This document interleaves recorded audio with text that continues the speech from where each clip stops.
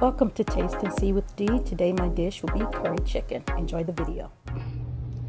I have my curry chicken all seasoned up and ready to go. In my curry chicken I use onion powder, you can see garlic, the onions, curry spice, let's see, what else did I use? Oh, just regular salt, pepper, and red pepper flakes. Here I have my carrots, celery, and potatoes all cut up and ready to go.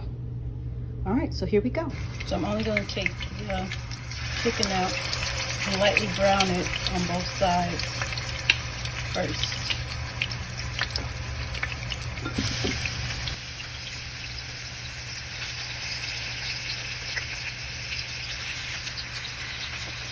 So I actually like making my curry chicken with bone in instead of the chicken breast boneless, because the bone adds more flavor to it.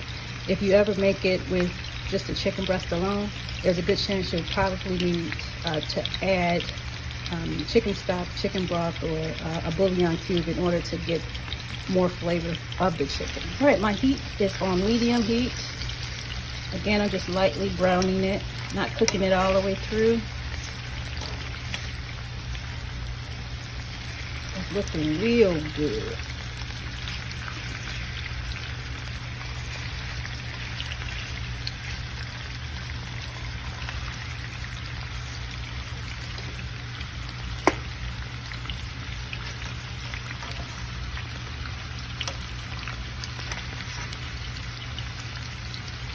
So I turn them over, let this side brown, and then we'll go to the next step in the process. This looks good. This really looks good. All right, so my chicken looks nicely browned on both sides.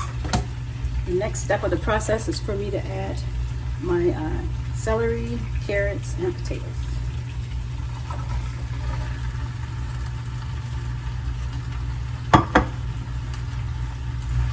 Okay, I have my water here because I just want to add enough water to cover the top of the veggies here. So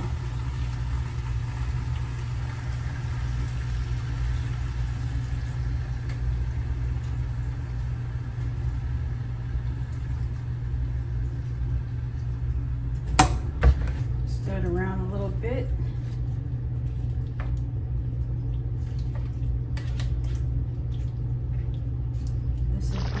This curry chicken looks amazing, coming along just fine. You see how tender it is. All right, yeah, the meat is pretty tender. So guess what? This is all set. This is all set to go.